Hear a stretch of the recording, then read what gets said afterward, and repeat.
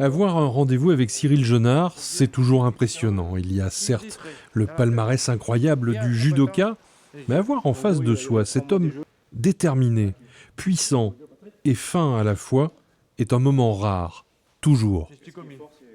Alors Cyril est effectivement, de par ses résultats, son parcours, quelqu'un d'exceptionnel, on peut le dire. Les particularités pour Cyril, c'est celle d'avoir un palmarès énorme, mais dans un contexte du double handicap.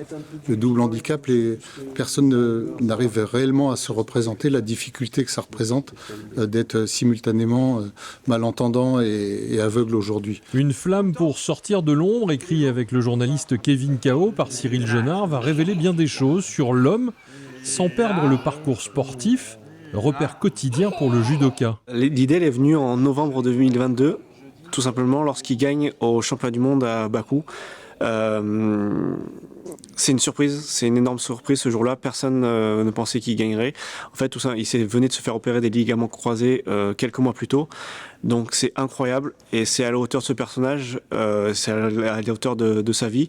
Quelques années plus tôt, on lui avait dit que c'était sa fin de carrière, que c'était fini pour lui le judo. Il n'avait pas été sélectionné pour les Jeux paralympiques de Tokyo. Et là, il est champion du monde. Et en fait, ça résume tout simplement Cyril. À chaque fois qu'on lui a dit que c'était impossible, sachant que, par exemple, Cyril, il est sourd et il devient aveugle. Tout au long de sa vie, on lui a dit qu'il ne pourrait pas faire ci, il ne pourrait pas faire ça. Il ne pourrait pas avoir un métier normal, il ne pourrait pas faire de sport, il ne pourrait pas être père, tout simplement. Et à chaque fois qu'on lui a dit que c'était impossible, il a trouvé la force de réaliser l'impossible. Et c'est là qu'on s'est dit, ah purée, il s'est passé beaucoup de choses au cours de ces 10 dernières années, et ça serait bien de les raconter. 3 mois, il faut cacher un des traits dans la tête. Bien en battant les yeux. En gros, il y a 3 mois des Jeux, là il veut se cacher, il veut plus se montrer. En fait, tu sais, il est sorti, il a fait une compétition en Géorgie ce week-end. Ah ouais. Et là, il veut pas se. L'idée, c'est maintenant de tout garder pour lui. Même en Géorgie, tu vois, ils ont pas dévoilé toutes ces techniques qu'il sait faire. Cyril, comme chacun a ses qualités, ses défauts. Donc des défauts, il en a. Et pour autant, les qualités, et dans les qualités particulières qui finalement diffusent pour l'ensemble, c'est celle de l'abnégation et de l'idée de toujours voir le verre à moitié plein plutôt que le verre à moitié vide et toujours chercher à progresser. C'est vraiment une caractéristique particulière de Cyril, que de toujours chercher à progresser, que ce soit sur le plan du sport en tant que tel, mais sur le sport plus largement de sa façon d'aborder la vie. J-O. 1, 2, 3, etc. Premier, la médaille. Oui. Premier, deuxième, troisième. Je veux la finale, je veux premier, j'espère, médaille d'or.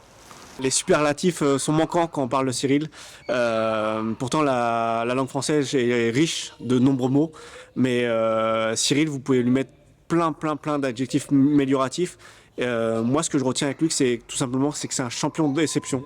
C'est un champion, mais il est exceptionnel par de nombreux aspects, de nombreux facteurs dont on parle dans le livre. On vient d'en parler avec Cyril. Pour lui, l'objectif, c'est l'or. Tout simplement, Cyril, ça a toujours été, lui, à chaque fois qu'il montait sur un tapis, c'était pour gagner. Pour situer, moi j'ai une anecdote avec Cyril, c'est que la première fois que je le rencontre, c'était en 2008. Je commençais ma carrière de journaliste au Populaire du Centre. Et je viens ici dans ce dojo. Je connaissais très peu le judo. Et Cyril devait être secouru par les pompiers. Je ne sais plus s'il avait une fracture ouverte ou s'il avait une plaie ouverte. Enfin, s'il avait une fracture ou une plaie ouverte qui nécessitait l'intervention des urgences et un transport du coup à l'hôpital. Mais Cyril, pour lui, c'était pas grave. Il devait continuer à combattre. Et il voulait continuer à combattre et il voulait gagner. Et les gens, moi j'étais interloqué par ça et par cette détermination. Et les gens autour de moi disaient mais non, mais c'est normal, c'est Cyril Genard. Et cette anecdote, elle résume tout à fait Cyril. C'est normal, c'est Cyril. Non, c'est pas normal que quelqu'un qui doit être transféré aux urgences veuille continuer à combattre. Mais avec Cyril, c'était tout à fait normal. Là.